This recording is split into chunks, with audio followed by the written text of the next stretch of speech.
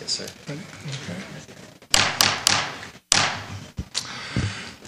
Good afternoon, everyone, and welcome to the City of Rancho Mirage City Council meeting for Thursday, April 3rd. The Council will also be sitting on as the Library Board, Housing Authority Board, and Redevelopment Successor Agency. This time, I'd like to invite you all to stand and for our flag salute led by Councilman Dana Hobart. Ready? Begin. I pledge allegiance to the flag of the United States of America and to the republic for which it stands, one nation, under God, indivisible, with liberty and justice for all.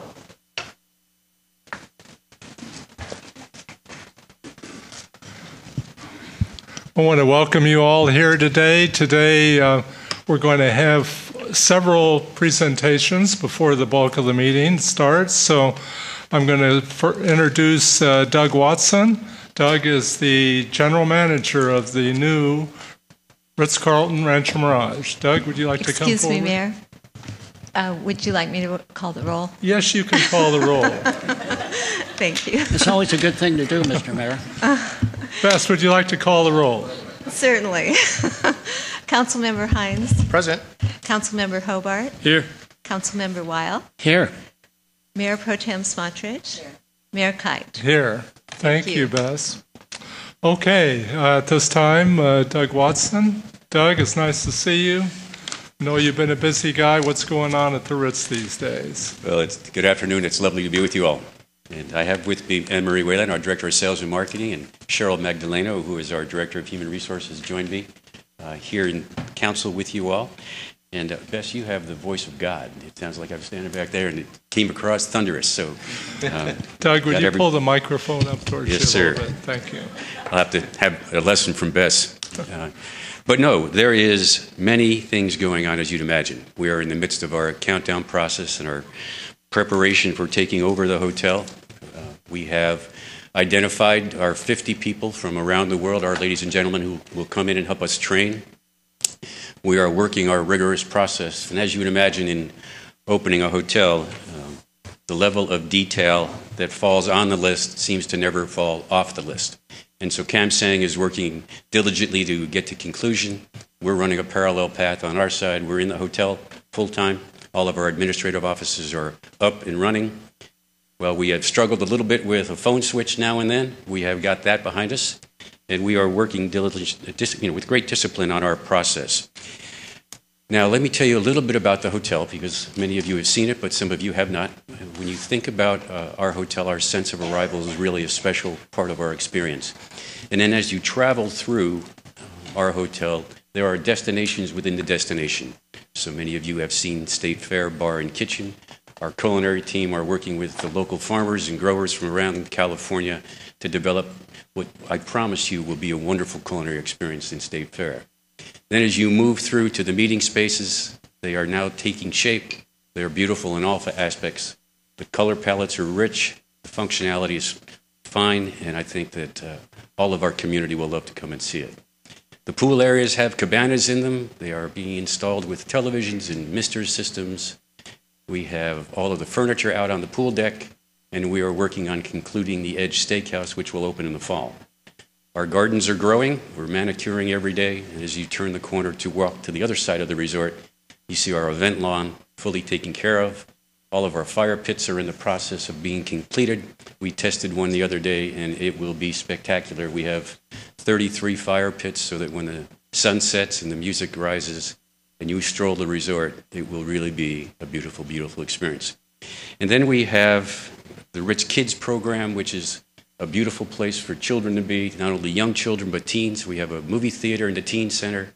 We have interesting educational programs for the Ritz Kid programs that are famous throughout the world and their experiences.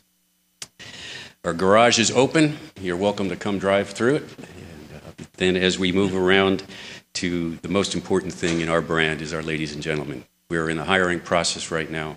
We have been for the last month. We are about 55% or so complete. And so if you know, ladies and gentlemen, that would like to work at the Ritz-Carlton Hotel, ritzcarlton.com is my subtle advertising hint. for all that would be interested. But we continue to go through all of our processes around that because our ladies and gentlemen are our most important resource.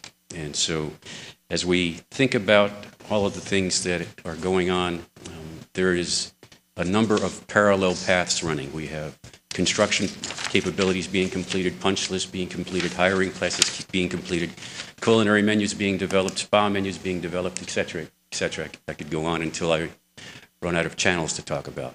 But all very exciting, all really important to us, and it as a reminder to everyone, as a brand, we are thrilled to be in Rancho Mirage. And so, Mr. Mayor, I'll be happy to entertain any questions. Thank you, Doug. It's great to have you here. Are we still looking at a May 15th opening? Yes, sir. Okay, good to hear that. We are all moving down that path. Okay. Any questions of Doug? Okay, well, thanks for being here. My pleasure. Hopefully the next time we see you, it'll be at the grand opening, huh? I'll look forward to that. Okay. Good afternoon. Thank you. Thank you, Doug. Okay, at this time, I'd like to introduce Scott White. Scott is with the Greater Palm Springs Convention and Visitors Bureau, and he's going to give us a brief presentation on the media plan coming up and a little bit on the update of the CVB. Scott, it's great to see you. Thank you, Mayor, members of the council, and city staff. It's a pleasure to be in front of you today. Beautiful day here in Rancho Mirage. As you know, we've been very busy in the Valley for the past few months, and the CVB has been very busy on your behalf as well. You've received an electronic document. We're going to get your printed versions as well. And what we've decided to put together was a kind of a focus highlight on Rancho Mirage, and then just the business plan and other things that we're doing overall from a kind of a 30,000-foot level. I'd like to acknowledge Dana Hobart for your time and effort and work on the JPA. I'd also like to acknowledge April Shute, General Manager of Rancho Las Palmas, also an active member of the Board of Directors.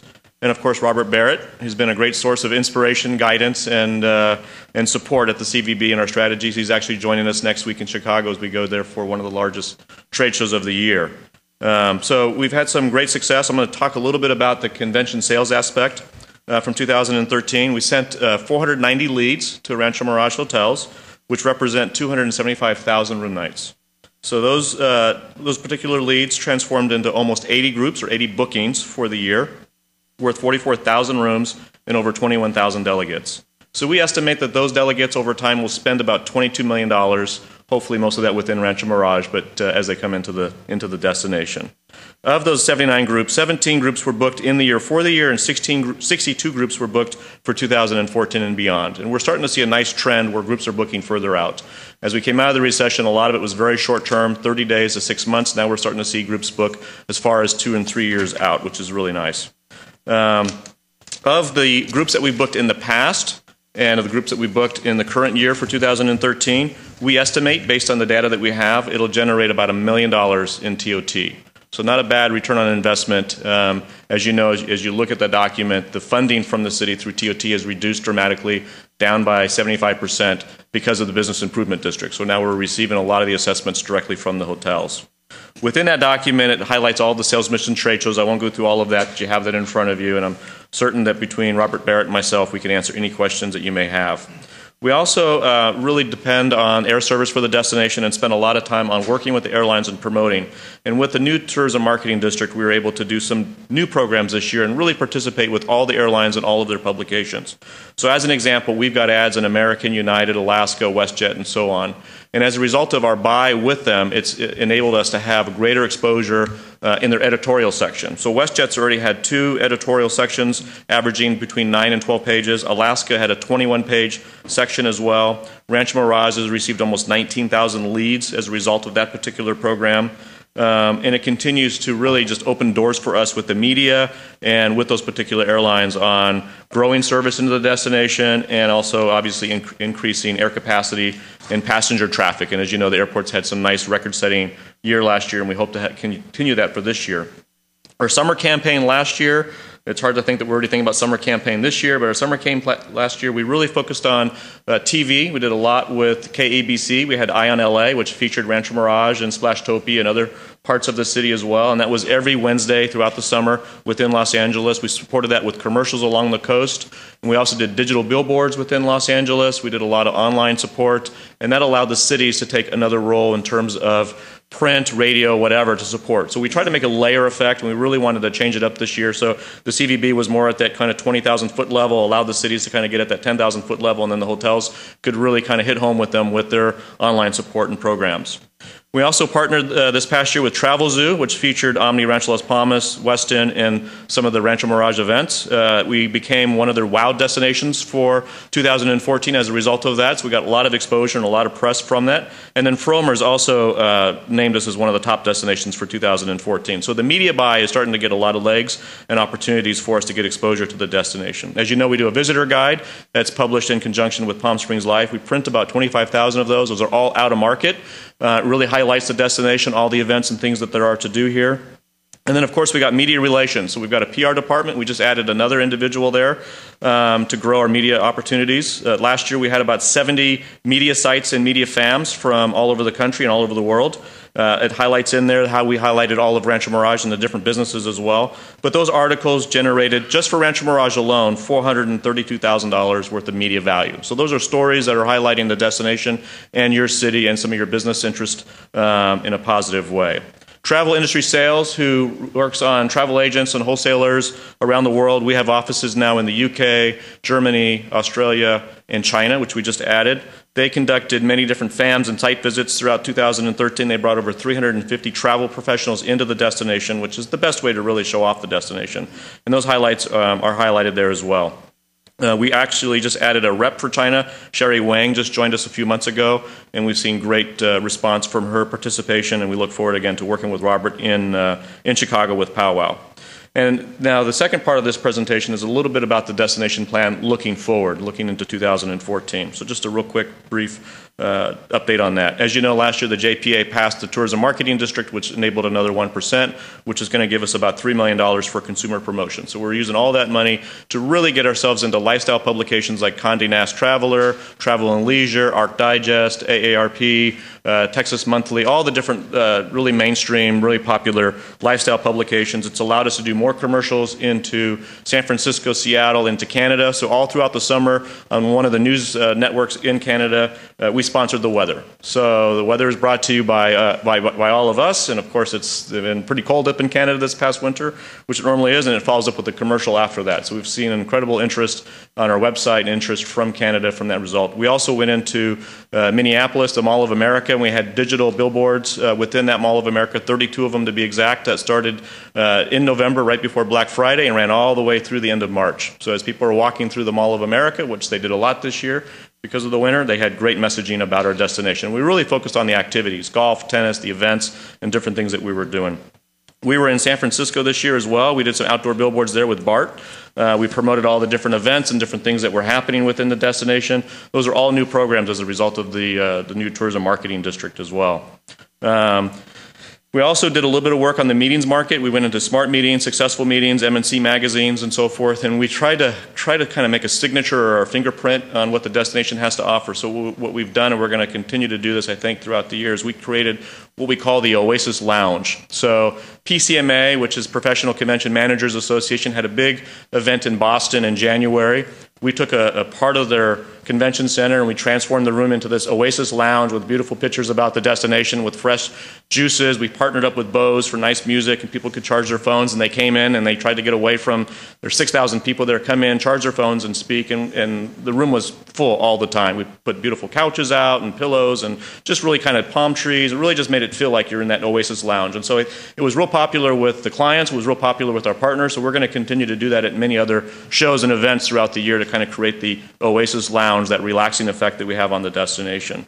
One of the other things that we're using some of the dollars for as well is actual air service development. We've supported a lot of the airlines with actual marketing support, but this year we're actually talking to a few of the airlines about what is it going to take to increase air traffic into the destination, because the airport, as you know, is a little bit hampered by federal regulations. So we had a conversation with American. I'll use just that as a quick example. American used to have nonstop service to Chicago. It started in September. It would run all the way through June. And then it moved to October, and then this past year it moved to about the second or third week of November, which is not good for us. As you know, we need nonstop service from Chicago, not only for leisure, but also for business. So we went back to America and said, what would it take to get that flight back into September or October 1st at the latest? They said, well, we're going through a merger right now, but let us look at it. We normally only do contracts on an annual basis, and we're not in the financial shape to do a contract on an annual basis, but we could do it on a 30 to 40 to 45 day basis. So they agreed. They like the destination. They feel it's got a great opportunity. Unfortunately, the flight last year in October lost some money. They did good yield in terms of load factor, but it just didn't get the fares that they were looking for. So we've agreed on a number. We're going to help guarantee some of the revenue for them, and if we don't make the revenue, we as a CVB have to kind of bridge the gap, but it's not official yet, but it looks like we're going to have that nonstop service back to Chicago October 1st. And we just wrapped up an RFP process to hire a destination development study to be done, master plan for the entire valley. They're going to come in, they're going to interview all of you and stakeholders, they're going to interview the press and customers from all over the country and all over the world, start to assess our attractions, our events. They're going to really kind of turn the bucket upside down, so to speak, and look at everything, benchmark us to other destinations, look at air service. One of the companies that was part of that pitch was an air service development company. They're going to do a leakage study, how many people are going from here to Ontario to LAX to fly out, so we can go back and talk to the airlines about maybe nonstop service from New York, more access from the East Coast, maybe Atlanta as well, and what are the possibilities of that. What we found through this process is that the airlines are so busy that they don't really have the time to analyze our market. We need to do that for them and show them and give them a business model of why they need to increase air access, especially with what's been happening with Ontario Airport. So hopefully we'll announce Chicago, and hopefully we can continue to grow our funds. As rates and occupancies grow, we can use those funds to increase air access into the destination. And hopefully in the next year or so, I'll come back to you with a plan on what we think tourism needs to do to grow over the next 10 to 15 years. So thank you so much for your time. I know you're very busy, and I'll open it up to any questions. Scott, a question about the Ritz Hotel. Yes. What do you think the impact on the valley will be by the opening of the new Ritz? It's going to be phenomenal. We've had a lot of kind of pent-up demand and interest for that particular brand, specifically from our customers. So I know our salespeople and I know Doug's team, we've been working closely together, and we look forward to working with them. It's perfect timing because the incentive business is back. We're seeing that grow. We're seeing the corporate events coming back as well. So I think the timing's perfect for this destination and for that particular brand. Okay, great. Any questions? Questions? Yes, Scott. Just real quickly, Scott, you'd mentioned that Rancho Mirage received 19,000 leads. How is that tracked exactly? How's that data collected? That data is collected through what for example, when you're on in a magazine and you find interest in that particular one, you check the box and you say, I want interest in that, and then we get that particular Scott Hines, here's my address, here's the information I want via email for address. Then we take those leads, we get them from the media person that's doing the leads, they give them to us, and then we give them on to Robert, and then we send them out information. I see. So as an example, this year we're doing some stuff with weddings in the knot, and we just got 4,000 leads. So we had to send out 4,000 guides and letters and so forth to say, prospective, individual that's getting married, here's a great place to do it. Come to this destination. Great. So the leads actually come to you specifically, and then you disperse. They would either come to us specifically, or they would go. In this case, they would go to Robert specifically as well. Okay. In a lot of cases. Great. And then secondly, you kind of mentioned offhand something about Ontario Airport. You said, given what's happening at Ontario Airport, I'm not familiar with that. What is going on? Ontario Airport has seen a large decrease in air traffic. A lot of their air traffic has shifted over to LAX. LAX, ironically, owns Ontario Airport, so they're in some legal, actually in a lawsuit between Ontario and LAX. Ontario would like to get the airport and take control of it, but in the last few years, they've not had the leadership there to try to grow service and grow programs at the airport, and as a result of it, they've lost quite a bit. I think it was just recently in the paper on the percentages. So we're starting to see, and I think we're going to find from the study that we're going to do, that we're seeing more and more people from the Inland Empire, Redlands, Riverside, and so forth that are coming out because we now have flights that Ontario doesn't have to certain destinations. And in some cases, our fares are cheaper or at the same rate. So it just kind of varies. I mean, they've got some flights that we would like to have, like to Sacramento is a big one that we'd like to have more of, and we don't currently have that on a regular basis. Right. But they do with Southwest. Southwest, everybody wants Southwest to come here, but their model is that we've got to have 1 million people population. So you guys get me 1 million people in the valley, and I'll get you Southwest. How's that for a trade-off? Okay. Well, thanks, Scott. We appreciate you being here today, and I Thank see you. Judy is here to sneak up on you. Oh, she's giving you the packets. And I wanted to just take a quick second because I get to stand up here and meet with all of you, but we got 45 people at the CVB right down the street that are very passionate about the destination. They work very hard. Many of them are born and raised here. And they love the destination. They love what they do. They love promoting your city. They love promoting the Valley, and we couldn't get it done without them. So I'd like to give big kudos to Judy and our team back at the CVB on their behalf, because I get to be the talking head, but they get to make it happen. So thank you. They do a great job. Thanks for being here. Thank you. Okay, at this time, we're going to do a special presentation, and Mayor Pro Tem Smotrich is going to tell you what it's all about. Iris? Thank you, Mr. Mayor. Well, this is a very special day for me and for the Emergency Preparedness Commission. Most people who watch our show here, our presentation, know that I've taken a great interest and a commitment to emergency preparedness in the Coachella Valley and especially in Rancho Mirage. In fact, you've probably seen me up here with my CERT helmet on and my vest, and making sure that everyone is aware of a fabulous training program that enables everyone to not only feel comfortable in an emergency, but know what to do and what not to do. So this has been very, very special. We have a wonderful group of commissioners who have reached out to not only the homeowners, but also businesses and some restaurants and some of the hospitals and schools in order to make everyone more aware of what's going on. And of course, I always end up saying that we're not talking something casual here. We are talking about saving lives, saving properties, and taking care of our neighbors and our pets that might be in danger should an occurrence happen. So one group that has really taken it very seriously is our Emergency Preparedness Commission, and we had somebody on our commission who was very familiar with the idea of walking and running marathons, and it was presented a few months back as a possible awareness program that we could come up with and reach out to our citizens and actually people who were visiting here and planning to visit. A walk-run is something they would always have an interest in and create the new awareness. So with that, they decided to think about a walk-run. They voted on it, and it passed unanimously. The city enjoyed participating financially to make it all possible. It did have a lot of hurdles in which to cross and problems to solve, but they did not give up. They persevered like no one I've ever seen just to make it happen, and it was greatly successful.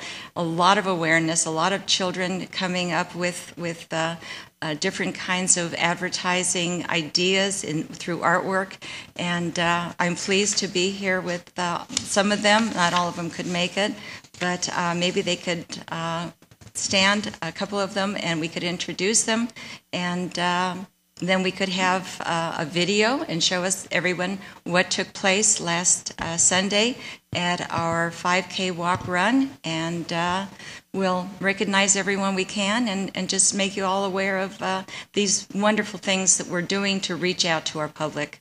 So with that, we can watch. We're going to do the video? You can do the video? Okay. Okay.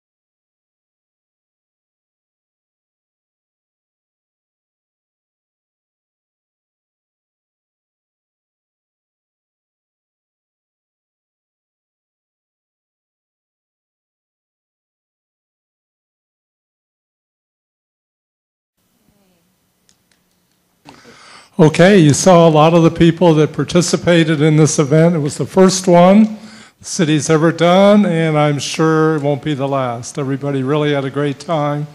And Iris, would you like to introduce the members of the commission? Thank you.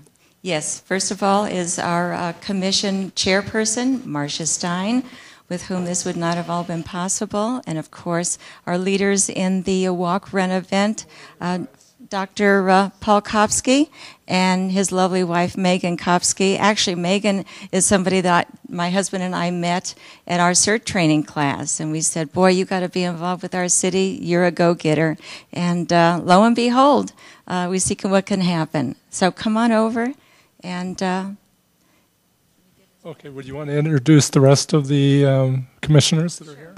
Okay, right over here, if you could stand when I mention your name. Another fearless leader is Roger Berry, who's been on the commission for a long time. Joyce Virtue, Claudia Fawcett, and over here we have Ron Sharrow.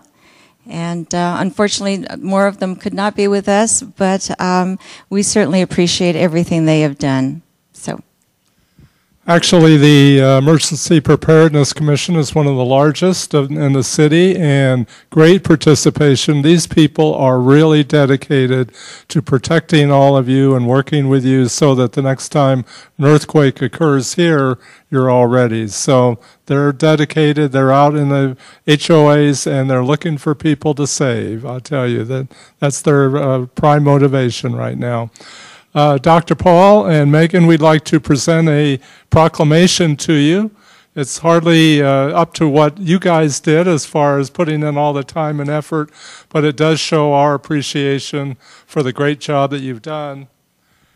And let me just read briefly from the proclamation honoring Dr. Paul and Mrs. Kopsky for their leading role in Race to Be Ready.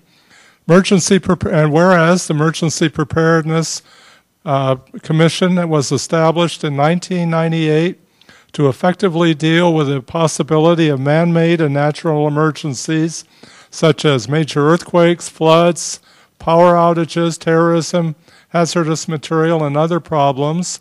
And whereas Rancho Mirage resident Dr. Paul Kopsky applied for and was appointed to the Emergency Preparedness Commission in March of 2013. And whereas in response to the call for volunteers to help the Emergency Preparedness Commission, Paul Kopsky's wife, Megan, began volunteering and attending Emergency Preparedness Commission meetings.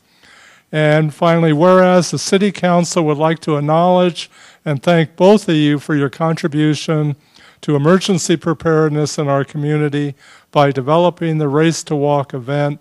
Now hereby I, Richard W. Kite, Mayor of the City of Rancho Mirage, on behalf of the entire City Council, do hereby issue this proclamation, and thanks to both of you.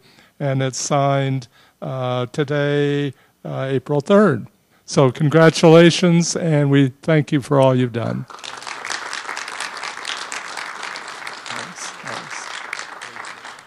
And Iris, you have a presentation?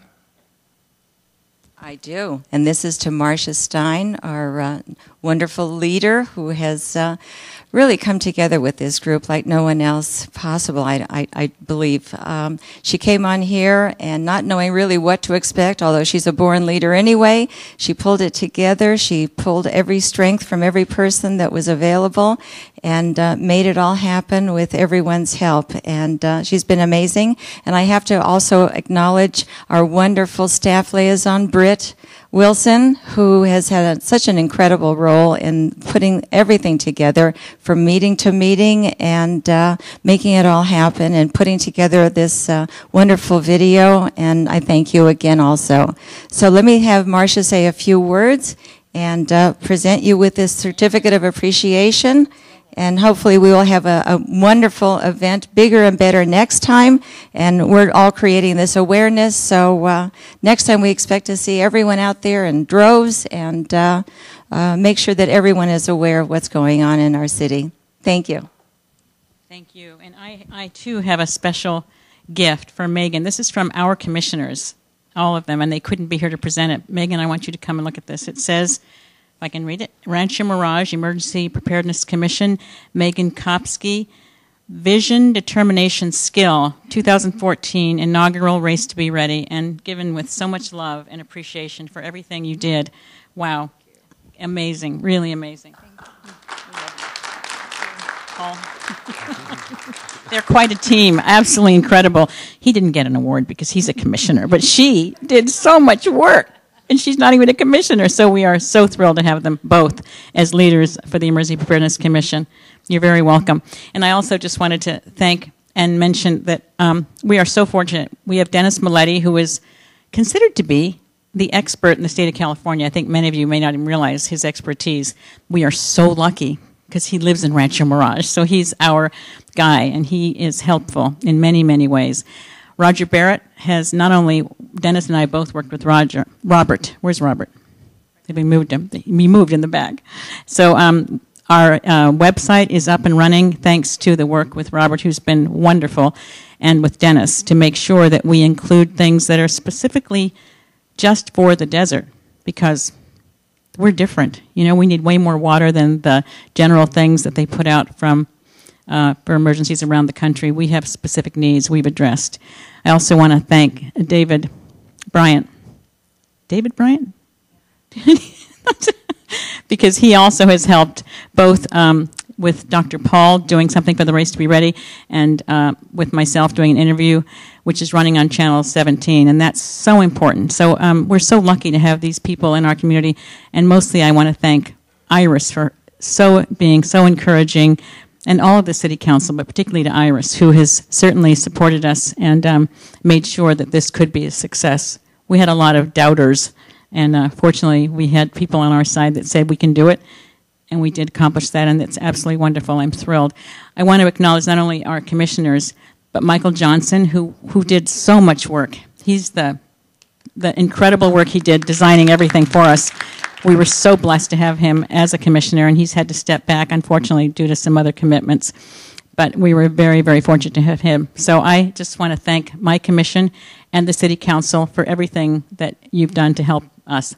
We think that our commission is the most important commission in the city of Rancho Mirage, and we still have lots of work to do. So thank you very much.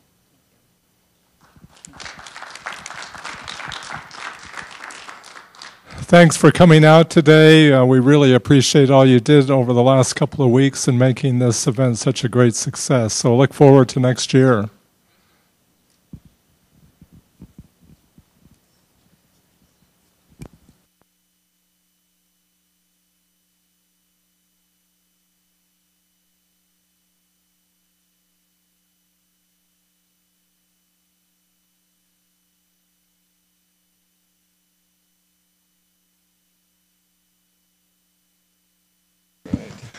Okay, the next on the agenda is the last of our presentations, but this was one of the most fun events that we've had in a long time. A little over a week ago, the library had back-to-back sellouts. The subject of interest at that time was the world of the famous Marx Brothers. I'd like to offer special thanks to the planning and programming put together by our residents, Bill Marx, Joel Hochberg, and Audley Upton, to celebrate the centennial of the Marx Brothers, Groucho, Harpo, Chico, and Gummo, who first performed together in the Marx Brothers 1914. We have a little tape to run now from KMIR, so roll the tape.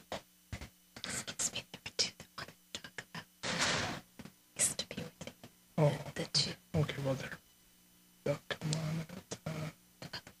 This weekend, the Rancho Mirage Public Library is having a centennial celebration for the Marx Brothers. KMIR's Corbin Baker was in Rancho Mirage and has that story.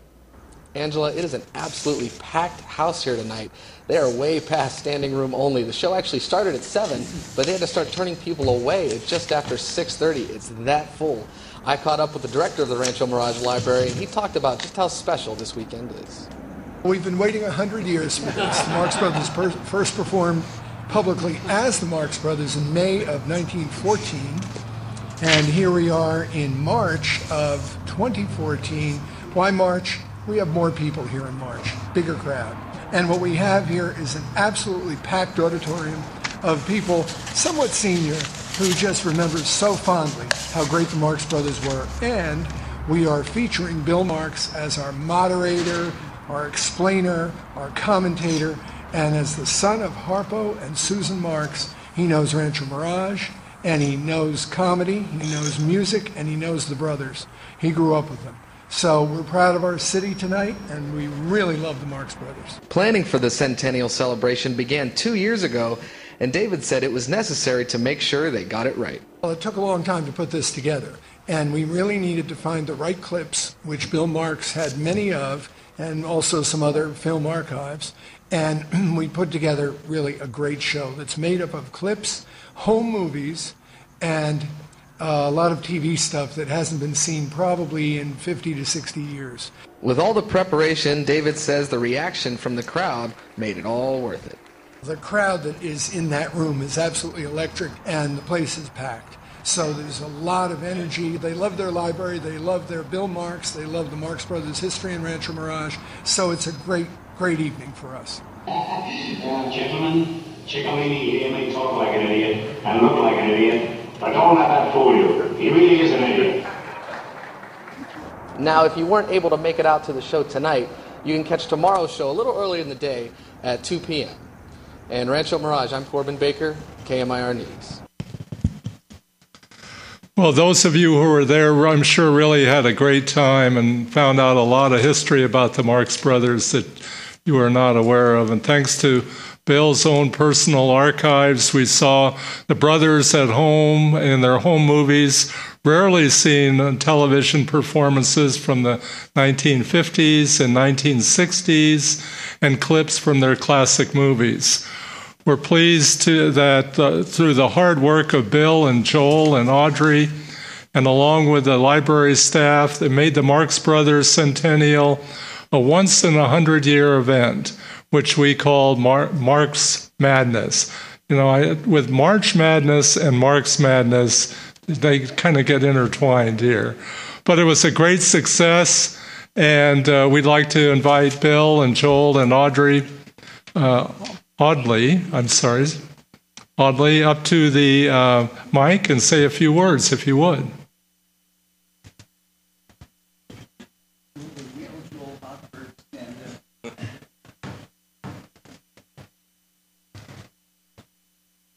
Bill, it's nice to see you today. And I Joel? I feel like I was here with Dana just yesterday. Met 2011, wasn't it? It was. I remember we were standing down there, and I thought you had said that you were the child of Harpo and Groucho Marx. Well, I remember you delivered a whole lot of whereases that day, and I'm just glad that it happened. I'm especially happy because it was a brainstorm of Howie Richmond, and we all know Howie and what a special guy he was, and he felt that the Rancho Mirage Public Library was the gem of the valley, and that's why we put it on there. We're sorry that the other 300 people weren't able to get in. We probably could have housed them somewhere else, but this was for Howie. And anyway, I'm so honored that it all worked out okay. Everybody seemed to have a good time, and we're going to do it tomorrow night again, and then next week, and then the week after. For the next 100 years. Yeah, and I want to introduce two of the people that did as much, if not more, than I did to make this thing work out very well. I'd like you to meet Mrs. Rittenhouse, a.k.a. Audley Upton.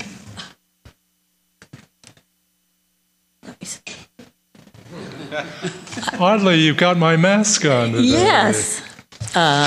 I didn't prepare anything for this like I did the oath, but I had probably the most fun in 100 years doing this. And I was there when Howie thought of it, and so I feel like I go all the way back to the beginning. And I just wish he had been here, to see it. But he knew that this crew, this particular crew with Billo and Jello, Quattro Jello, and I would make it happen And then with David Bryant's help, it just was better than our expectations. The turnout was incredible, and the coverage we got was heartwarming. And so I have to thank everybody for all their support, and it was a pleasure. And if anybody ever wants to do it again, count me in. You did a great job.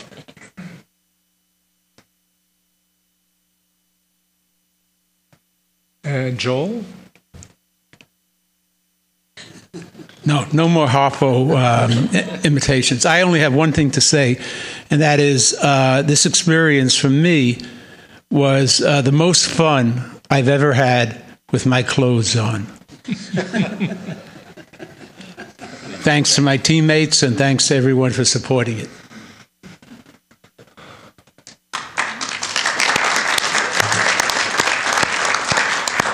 One quick extra round of applause for David Bryant, who is just the best guy to work with. That and I know he's already embarrassed about this, but this is very true. I mean, he had just said, "You guys just go and do it, and I'll be there for your support." And he did it, and we did it, and I thank you. And it's all because of you guys making the decision, that because the brothers live down here and they spent so much time, and there's so many great comedians and comedians that have lived down here.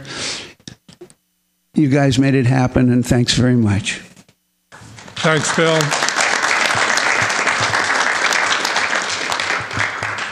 It was a great weekend for Rancho Mirage to see all the people that were out, and the evening performance was filled an hour before the show even started, so it was something that really was loved by everybody that was there.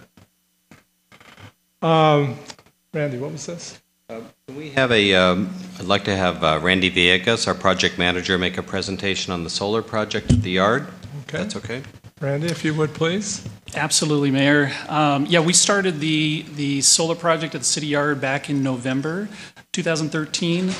We completed the construction on that just a few weeks ago, and we did a number of tests. IID signed off on the project, and as of this Monday, we generated our first watt of solar energy there. So we're pretty excited about the project. I wanted to just go through a couple of slides here to update you on the construction phase and show you some completed pictures. To get our bearings, the first slide here, this is the aerial showing on the far western side the traffic signal warehouse roof. We used that for solar panels, and then we have a couple of carports, one in the middle and one on the eastern side. And then on the bottom side, the south side of the yard, we have a retention basin, and we utilize that as well, essentially using whatever areas of the yard that we're not really using. We put that to good use for the solar power. A few details on the project. The size of the system is 115 kW DC solar system. That translates into 460 solar panels, each panel being 3 by 5 feet. We have an estimated annual production of 185,000 kilowatts per hour. That translates into producing about 90 to 95% of our energy needs at the yard. Excuse me. The remaining is handled by ID, but that covers nearly 100%. Thanks to the contractor who built the project, Nobel, and their subcontractor, Tiger Electric. They did a fantastic job, very cooperative. With our inspector, Jack Murchall, from our building department. He kept an eye on it and made sure they did a good job there. Here's the pretty much the first activity of the project. We broke ground in November 2013, running the trench from the retention basin to the building. And here's a picture of the construction on the carports. And this is on top of the traffic signal warehouse roof, where we put the framing up there before the panels. And then in our retention basin, this was just a few weeks ago, putting up 2 sets of arrays there. And then the completed product, this is one of the carports on the eastern side of the project, completed. And this is the carports that pretty much split the property in half. That's a completed picture there. and then the retention basin completed. I think that's it, and that's that concludes the project. We actually have a website that I can send you the link to that actually shows the power. It's a live feed to the system that shows the power being generated as it's being generated. So I can send that to you. It's pretty nice. And that concludes the presentation. Thank you, Randy. One thing that you didn't point out was the actual dollar savings to the city with this new project. Yeah, the dollar savings, I don't have the actual amount, but we do save as the expected increment from IID goes up, our increment is below that. So the difference we save, and it's substantial. I don't have the dollar figure with us right now, but it's fairly substantial. Okay. So. I think our electric bill, Mr. Mayor, is around $3,000 a month at the yard. So maybe about $36,000 a year we'd be looking at saving through this power. That's great. We're looking forward to doing the same thing here at City Hall, right? Absolutely. Yeah, we're starting City Hall this coming Monday. Actually, we're starting. The contractor's already mobilizing out there. So. Okay, great. Thanks for the report. You bet. You're welcome. Okay, we will now go on to non-agenda public comments, and this is a period during the council meeting where we ask you to come up and talk about those issues which are not on the agenda.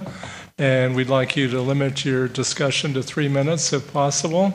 I do have a couple of requests here for individuals who would like to speak. And Robert Barber.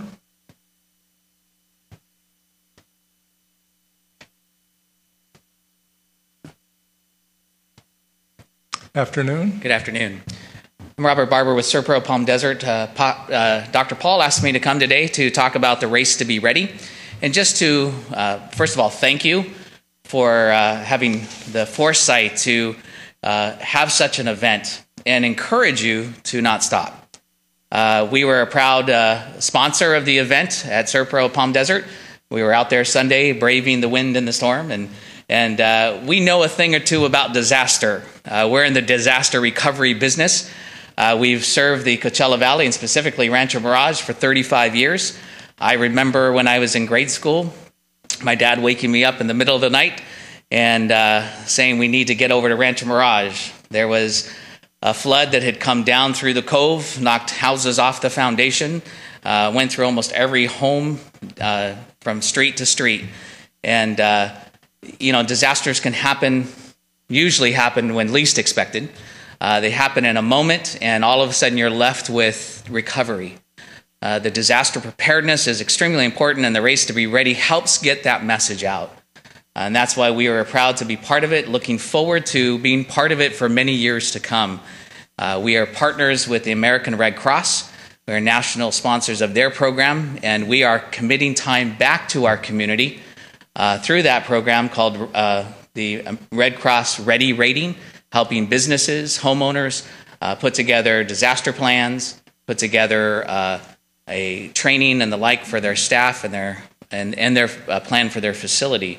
And again, all of that is something we do in a community service, giving back to the people of Rancho Mirage. So thank you again. Thank Dr. Paul and Megan for all of the work that they had done. And I know they worked with a great team. And like I said, we look forward to being a part of this for many years to come. Thank you. Thank you for being part of the event. We appreciate it. Absolutely. Okay, the next person is requested to speak is Robert Rittelhausen. Okay. Did anybody fill out a form that I have not called their name? Okay. Is there anybody who would like to speak that did not fill out a form? Okay, we will then end non-agenda public comments, and we'll move on to city council comments. And we'll start with Scott Hines. Scott? Hi, nothing for me today, Mayor. Thank you. Okay, Ted? Last week was a very satisfying week, and particularly for the city. The Rancho Las Palmas Shopping Center changed hands. As you know, it had been basically dormant for 4 years since the exit of Vaughn's Market. and the foreclosure by Wells Fargo Bank. And it being at the critical junction of 111 and Bob Hope, it's the window of Rancho Mirage. And so last Friday, a deed was recorded from Wells Fargo to Paragon Development Company out of El Segundo. And I'd like to thank Erwin Busey and Jim Delavu for working so diligently with Wells Fargo, with John Paglioso. I also want to thank Sean Smith, who's on the staff that worked very closely on this. He was on the phone as well as myself, and also with Robert Lee from Steve Quintanea's office, who did just a wonderful job. It required a lot of going back and forth to satisfy the requirements when you're dealing in something as complex as this. You're dealing with a lot of moving parts, whether it be the title company, whether it be the counsel for the lender. There had to be a lot of changes at the last minute, and we were able to satisfy them all. And so the deed was recorded on Friday at about 3 in the afternoon, and we were all extremely pleased about that. It took a lot of effort on everybody's part, but the most important thing is over the course of the coming months, you're going to see a major transformation of this asset that will be producing excellent sales tax revenue for the city. So again, my congratulations to everybody that participated, and it's going to be an exciting project for us to view in the coming years. Good job, Ted. I know it took a lot of work and brought us through, and it's going to be a great opportunity for the city, like you say. Thank you. Dana, do you have any comments today? Not really, except to remind people that today is the best possible day to go over to the animal shelter and rescue one of the many beautiful dogs and cats that are available there. No puppy here today, though, huh? No puppy, and I have nothing to kiss today. Well, Iris is right next to you, so. Iris, do you have any comments today? I do. Just something very short. One of our signature events that we're also proud of that comes here every year, our Craft Nabisco tournament at the Mission Hills Country Club. We are so pleased with the turnout that we get every year and the excitement worldwide. And I just wanted to mention to everyone that if you're a golfer, that's the place to be this week. It started this morning and will go through Sunday. And if you have a chance, stop by our booth, our Rancho Mirage booth, where all the vendors are. You can pick up one of the fan books as you come in, and it's really darling to see who's who and what they're doing. And then you can also pick up one of the little bags that looks like a golf ball. It makes into a backpack. You can put all your goodies in it. And then if it's either too warm or if you just get very overwhelmed by the person you are most favored to win and you get the vapors, you can just always fan yourself. So there's lots of goodies to be had over there. It's a lot of fun. You'll see all the players, and please don't hesitate to come and visit. It's an amazing event. So thank you so much. Thank you. I'm going to follow up on your comments and just give a little bit more detail about the Craft Nabisco. It does start today, as Iris said. It's the 43rd year at Mission Hills Country Club here in Rancho Mirage. In 2014, the tournament also commemorates 26 years of winners leaping into Poppy's Pond. Golf Digest has called this leap one of the 5 most poignant moments in golf. And the Craft Nabisco Championship's legacy is second only to the famed Masters at Augusta, Georgia, for being staged at the same venue and city from its inception. The tournament, with its celebrity-studded history and worldwide television audience, is undoubtedly the city's signature event.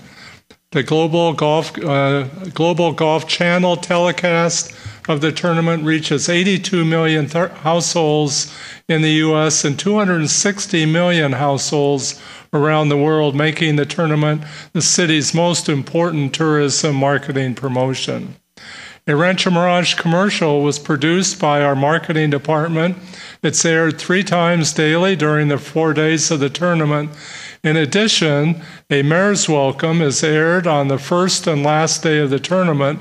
So I'd like you to see my latest attempt to deliver the Rancho Mirage marketing message to golf fans around the world. Roll the tape.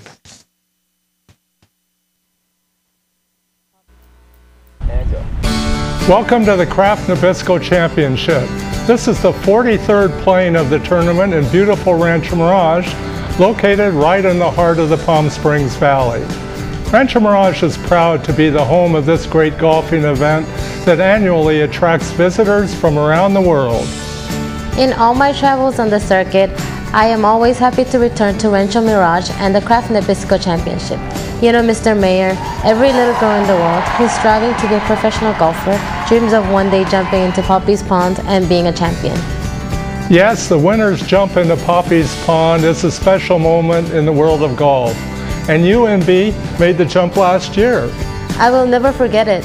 It was a thrill of a lifetime. And you can bet I'm going to do my best to be the jumper again this year. Best of luck, MB, and we'll be rooting for you. And next year, perhaps you'll join us in person at the Mission Hills Country Club in Rancho Mirage to see the champion take the leap into the pond.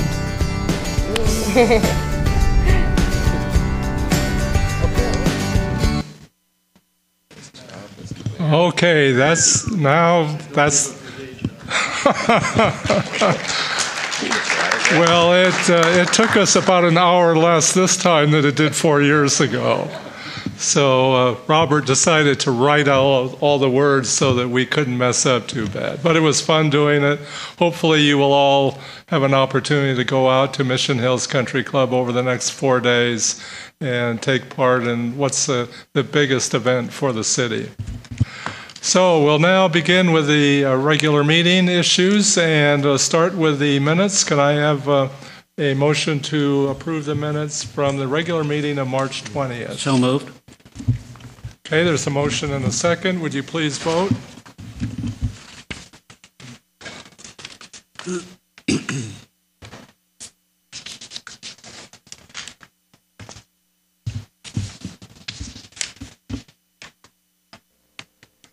And the motion carries 4-0, 5-0, I'm sorry. No abstentions. And we'll now move on to the consent calendar. And the consent calendar is really items that are routine in nature and can be approved by one blanket motion. Is there any item that should be pulled out at this time? Mayor, I'd like to pull out items 2 and 6, please. Which numbers? Number 2 and number 6. 2 and 6. And I would like to pull number 3. And number 3, Dana? I'm happy with what's already pulled. Okay. And Ted, you okay? No. Okay, so we're going to pull items 2, 3, and 6, and the rest will be covered by Randy Binder, our city manager. Randy? Thank you, Mr. Mayor, members of the City Council. The first item on consent is to waive the full reading of the ordinances that are introduced or adopted pursuant to today's agenda. Item number 4 on your consent calendar is second reading of the Verlaine Ventures General Plan Amendment and Zone Change.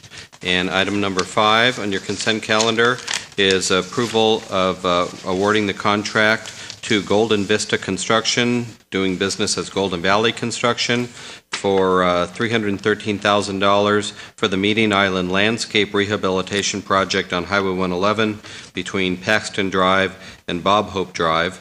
It's an area about 1.5 miles in length, and it also includes rehabbing the landscaping on Emmons Way along the frontage road between San Jacinto and Button Way. So $313,000 with a $31,000 contingency and $20,000 for the project inspections, and this is below the $595,000 that the council designated with successor agency bond proceeds in the 2013-2014 fiscal year. And skipping to number 7, and number 7 are demands, and we're here to answer any questions on those items. Thank you. Okay, thank you. We didn't have checks in here this time. Is that? There were no contracts this time. No contracts. Okay, thank you. Well, if I could have a motion, please. Is there anybody who would like to discuss items number 1, 4, 5, or 7? I could have a motion to, oh, okay. Would you like to speak on one of those items? I'm sorry, perhaps I missed it. In the consent agenda, Stuart Sheldon, sorry. Sure, from name and Palm address. Desert. Stuart Sheldon from Palm Desert, sorry. Randy, when I was listening to the resolutions, there was the zone, there was the... Yeah, for Lane. Stuart, I think you were looking at probably item number 3, the development agreement. That's Yeah. probably what you're asking about. Yeah, was that pulled? We had the ordinance for the general plan and zone change, but yes, this is pulled, so we'll be discussing that in just a minute right now. Okay. As soon as we approve these items, we'll go to that one. Thank Okay, thank you. Okay, if there are anybody else who would like to comment on items number 1, 4, 5, or 7, could I have a motion, please, to approve those? So moved. Okay, there's a motion and a second. Please vote.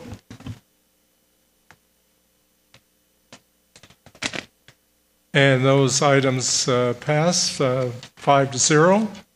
And now, Randy, would you like to go back and cover items 2, 3, and 6? Sure, Mr. Mayor. Item number 2 is second reading regarding the selection of an administrative hearing officer. We went into the details of this at your previous meeting, so this is just second reading of this ordinance. I don't know I what the think questions Scott had a might be. question on that. Scott? I do. I'm just trying to understand, in kind of retrospect, what the purpose is of pulling that in-house if we want to have sort of an independent third party or something along those lines that is sort of impartial if we are having that hearing process go through. I'm wondering if you can kind of help me understand again why we're making this change. Steve, would you like to address that? First of all, it was about 15, 17 years ago, I set up this program with the Desert Bar Association where we were rotating attorneys off of a list to volunteer to be hearing officers on various code enforcement items. And over the years, we decided the Desert Bar wanted some sort of reimbursement, and so we were reimbursing the Desert Bar Association $150 and went up to $200, and that was going to the Desert Bar and to none of the attorneys. And we thought that worked really well, and in fact, a number of counties adopted the same program with their local bar associations. The other alternative to save money, some cities are now looking to, well, actually most cities actually use their city manager or somebody in-house to conduct these hearings. And there was a case that came down about maybe 10 years ago that held that you could not have an in-house person conduct these because that created the appearance that there was bias, but that case has since been overruled. And in response to that, a number of cities are reverting back to using their city managers because a lot of people have faith in their city manager and trust that their city manager will act in an unbiased manner. So that's what we're recommending. The option is you can go out and hire people. You can do that. And then we run into the same situation there because we're paying for the hearing officer. And so some cities have tried that and they were challenged. And so this is really the next best option or the best option at this point. Okay. And is that isolated then only to code enforcement, or are there other types of things a hearing officer hears? There are some other. Do we use the hearing officers in the context of personnel, Kim? We have, yes. You have. We have. Oh, okay. Well, we're just dealing with code enforcement right now, but I'm sure there are. They just don't come up very often. And do we have a sense of how much money we've been spending each year with the Desert Bar Association? It has not been much in Rancho Mirage. Just a little bit. Very little. I don't know if Isaiah has that figure, and we recover that cost. We can recover that cost in the context of special assessments that we record against the properties. I can't even remember a time we've ever lost a case in court or before an impartial hearing officer not associated with the city. Doesn't happen often. So it's a full recovery program, and it has been for many years. Right. So if there's no real fiscal impact, is it just really a matter of convenience to bring it back in-house with the city manager? And the Desert Bar Association doesn't want to do it anymore. Oh, sorry, I missed that. So they're pulling out, and so all the cities that we represent and the number of other cities in the Coachella Valley are switching back to using their city managers. Right. Do you feel, Randy, that puts you on the spot? I mean, do you feel comfortable with this, or would you prefer to be able, in certain cases, to maybe have the discretion on your part to bring in somebody else so that there isn't false perceptions? He does. Or anything along those lines? It's his designee. Right. I'm very comfortable doing this. I think this is fine with me, and it still gives me the opportunity or the authority to pull in some from the outside to do the hearing if necessary. Okay, great. All right, thank you. And there are also situations, too, where the property owner can't afford to pay for a hearing officer. So we're not going to charge the property owner for the time spent on a case like this if it's conducted by the city manager. Okay. Any other questions on item number? Yeah, I'd like to just Yes, Dana. suggest one change on the last whereas, and there may be a corresponding portion of the ordinance itself that requires the same change, but where it says, whereas the city wishes to designate the city manager and/or a designee, I think it should say and/or his or her designee, not just a designee, because it doesn't say who appoints it. Okay, thank you. All right, can we move on to item number 3 now? You want to take a motion? We'll take a motion when we're all done. Together? Okay, Yeah. sure. All right, so item number 3, I think Councilwoman Smotrich had pulled this item. Is that right? Okay, so this is the development agreement, second reading of the development agreement ordinance, and she had asked me yesterday about the emergency access. If you remember, the council approved this with 17 lots and emergency pedestrian access be designed into the project, and so we have 3 slides to show. Right. If you could show the first one, please, Sarah. All right, so this is you standing dressed up in the emergency access Right, way. and there was concern on my part that we make sure that we have an emergency exit for all those residents, of which there are over 500, and a lot of which are actually infirmed and would have difficulty walking out. So this way, if there was an exit where at least 1 or maybe 2 golf carts could be used to transport people in an emergency, that would be the most ideal situation. And I went out there and met with the manager, Mary Lou Suter, and she took a picture of me in my very casual attire, and I walked off. The width of that appeared to be about 18 feet, which would certainly be ample space for 2 vehicles of golf cart nature to pass each other. One of the issues apparently was the fact that there was a turn, as you can see, a left turn in the pathway, and that emergency vehicles would have difficulty getting through.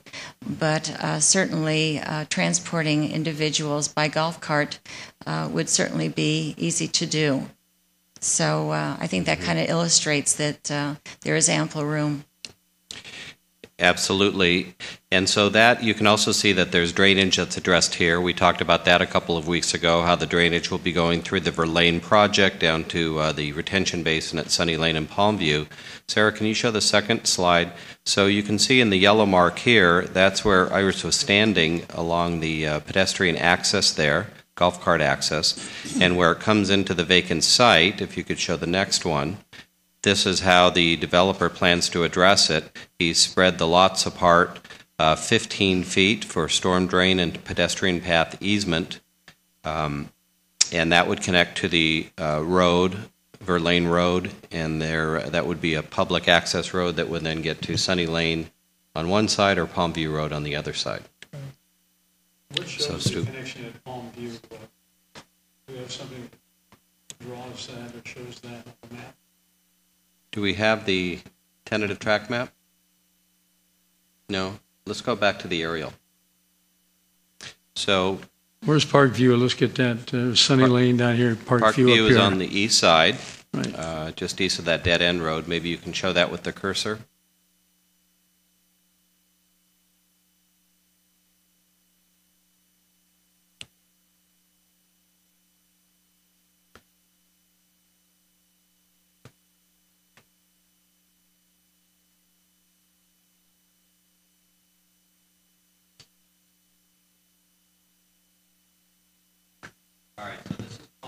road here, and this is Sunny Lane right here.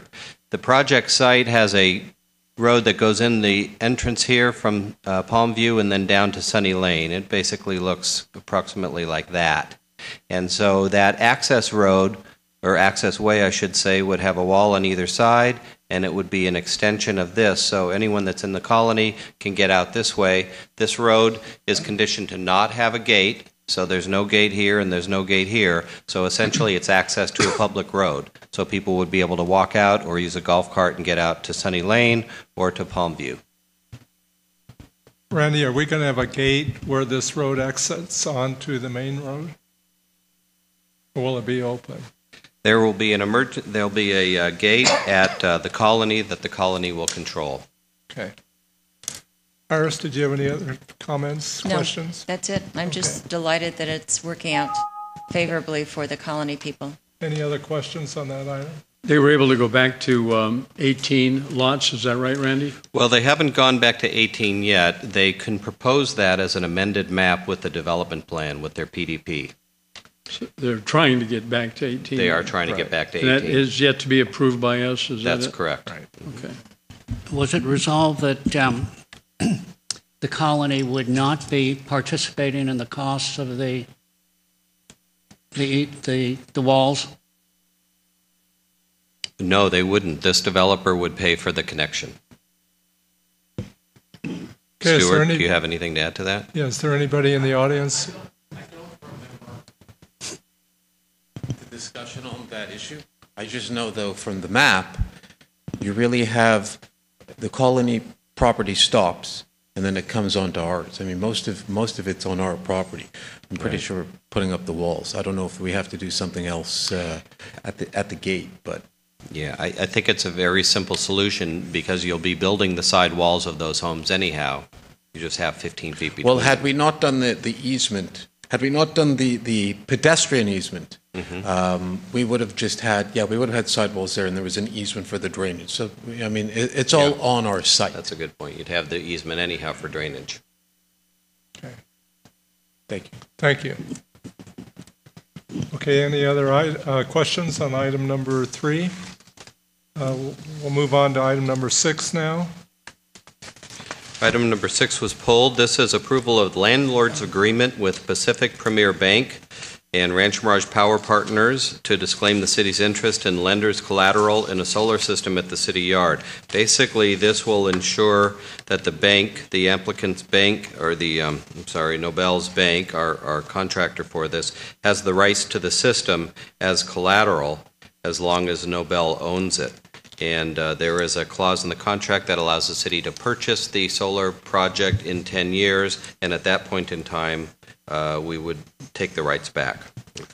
Okay, and I believe Scott had a question on this item. Sure. My question is, if Nobel was to default and the bank took back the collateral, they have to obviously leave it in place so that we can continue to realize power generation. But who maintains the system, cleans it, et cetera? Because that's obviously, the operations maintenance is one of the requirements of Nobel. So included in this agreement is, does the bank agree to pay to have that continue to be serviced, or how does that work?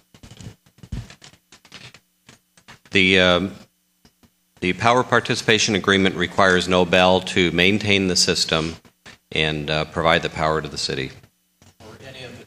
I don't have that agreement before me, but I recall that they're required to maintain it, including all their successors and interests, which would be a bank who forecloses on it. Well, the whole reason for this, as I understand it, is originally Nobel was planning on essentially financing themselves, and then now they've decided to have a bank finance the installation. Obviously, the bank then is now asking for the collateral to secure the loan. So, and I would assume, I don't have a copy of the agreement either, but I would assume then the bank, in the event of a foreclosure, is assuming that responsibility. Yes. And what's interesting about this particular landlord's agreement, we went back and forth with the bank, back and forth, and they basically didn't get anything from us. because we told them, yeah, we'll give you, we'll basically not claim any rights with respect to the collateral, as long as it doesn't affect our rights to take that property or to take over it in 10 years. And then eventually they just gave in, so it doesn't give them anything. Scott? Yeah, as long as we're just very confident that it applies to successor and assigns for the operations and maintenance of it. Okay. So that was my concern. Is there anybody in the audience who has a question on this item? Okay, can I have a motion, please, to accept items number 2, 3, and 6 with the correction that Dana pointed out on item number 2? There's a motion and a second. Please vote.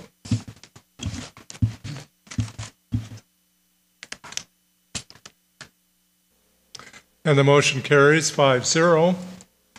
We will now move on to the action items. And the first one is item number 8, which is the approval of the fiscal year 2013-2014 mid-year budget adjustment. And Isaiah Hegerman, our finance director, will go through this with us. Isaiah? Thank you, Mr. Mayor and members of the City Council. Before you today are the mid-year budget adjustments requests for fiscal year 13-14. Each year, the city manager leads a review of the general fund budgeted revenues and expenditures to determine if mid-year budget adjustments are warranted. The city manager and myself discussed each of these adjustments in detail with the budget subcommittee, which consists of Mayor Kite and Councilman Hobart, on March 24th.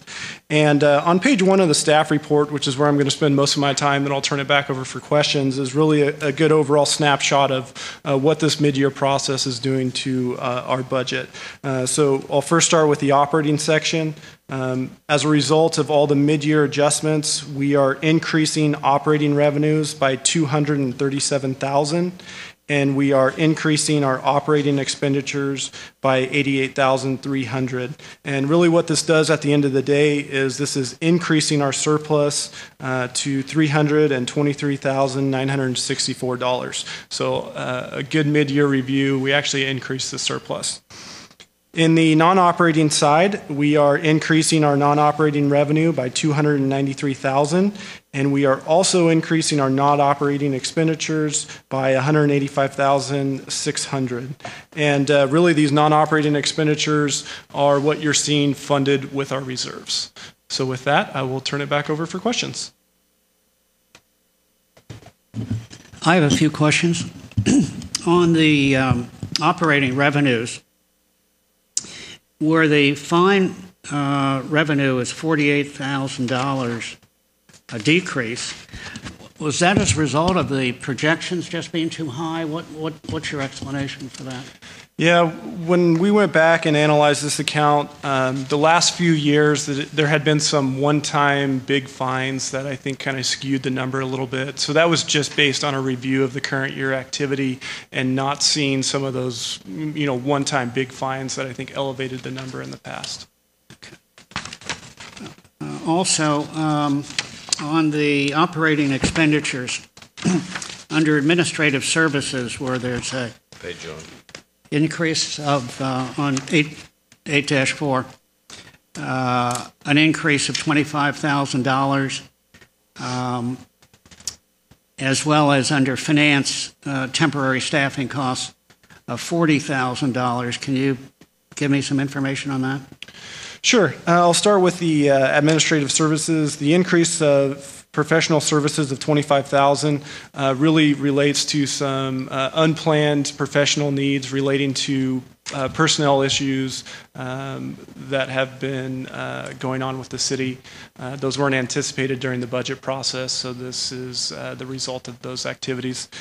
As for the finance increase in the temporary staffing, this again was another unplanned need. The finance department has a long-term absence of an employee, and so to kind of help fill the workload, we needed to bring in a temp employee to keep the workload up. But wasn't the other person's salary included in the projection? I'm not sure that I understand. The person that is out on long-term is still receiving pay. So basically you're saying it's double Yes. Gotcha. And just out of curiosity, a couple other things, and I can understand this from a personal standpoint. When we have, from an operation standpoint, increase in utility charges of, again, $30,000, I know it can run high. Is there any particular reason for that you can put your finger on other than just additional use? Bruce, do you want to take this one? I think it's it might be a combination of additional use, and sometimes I know there's been an increase in the gas. Gas has gone through an rate increase, and there's probably a small increase in water charges or electric, but it's a combination of all of that. It's just you try to estimate as best you can, and then you have to make an adjustment when fees change. On 8.6, your increase in the speaker series unanticipated expenses of $15,000, what do you attribute that to? That was also corresponding with the revenue increase as well. And so I think just due to the extra involvement, there were some additional costs that also ran up. But when you look on the revenue side, there was also that increase in that amount on the revenue. So it budget impact and netted out to zero because we had an increase of $15,000 in the revenue due to the ticket sales. And then that drove up some of the expenses a little bit. But budget-wise, it netted out to zero. So it's a net zero. Yes. Okay.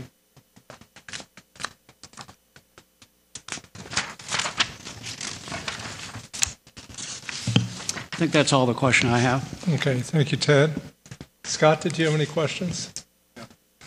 Iris? Question in regard to the increase to $46,000 for security upgrades on page 8-8 at the city yard from break-ins. Could you kind of address that and tell us what's being done?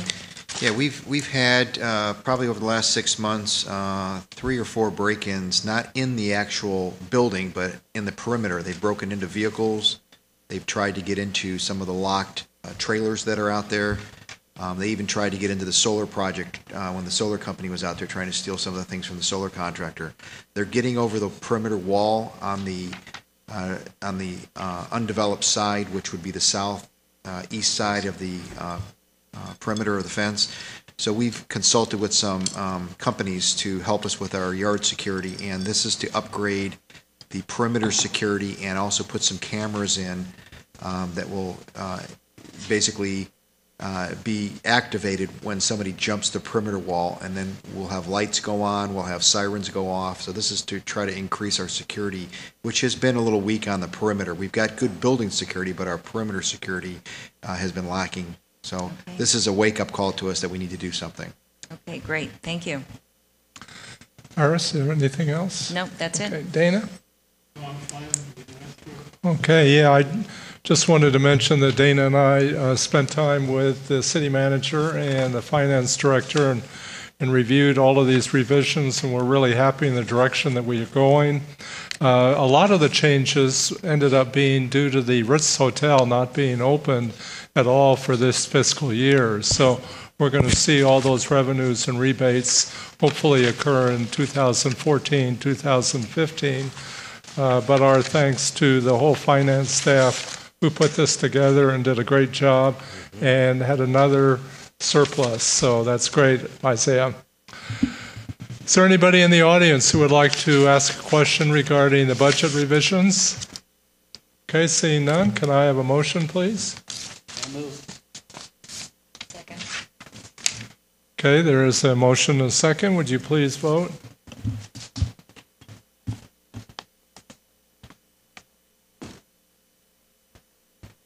And the motion carries 5-0. We'll now change hats here and move on to being the library board.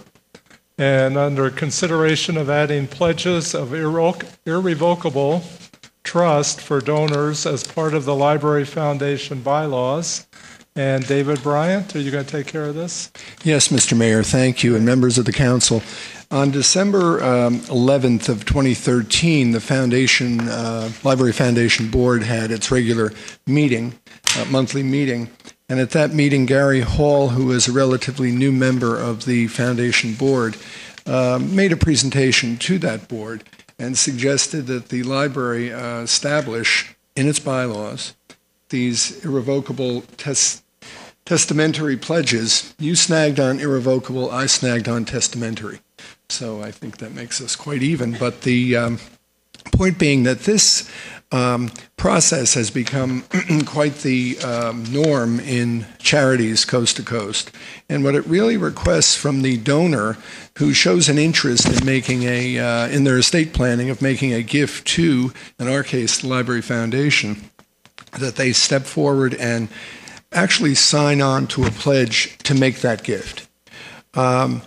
This will take place, if you all agree to that, with the assistance of our city attorney as far as placement in the bylaws. And I would want to assure you that I've had a couple of these conversations with donors and have been assured verbally that the Library Foundation will be a big part of their bequests and their estate planning. But I think that rather than doing that solo, once that conversation begins, I would strongly suggest that a member of the library board join me in that conversation with a would-be donor. I wanted to assure you of that because I would expect that question from you.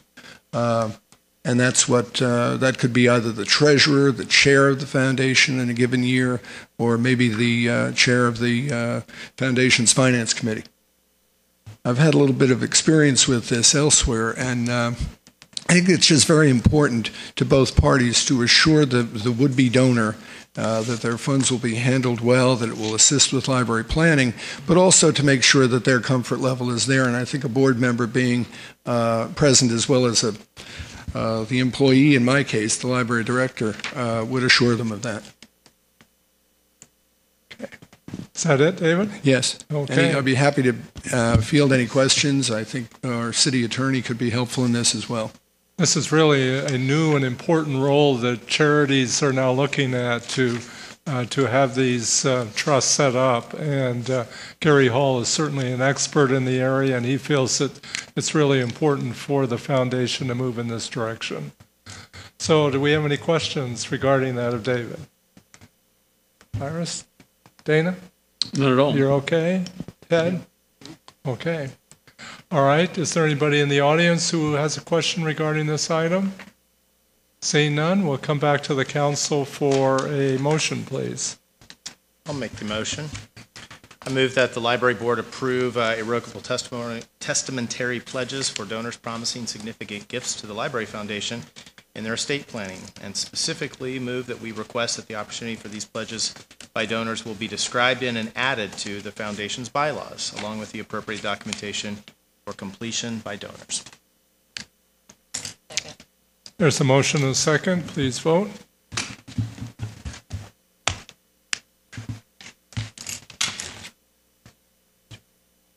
And the motion carries 5-0. And before we recess into closed session, we have no closed session. There's no closed session today. Okay, well, we won't go into closed session. Just remind you all that April 8th is coming upon us quickly. So those of you who have not voted, make sure you send in your votes by April 8th. And if you haven't done it by the 8th, please come by City Hall and drop off your ballot. So look forward to seeing you all in a couple of weeks, and the meeting is adjourned.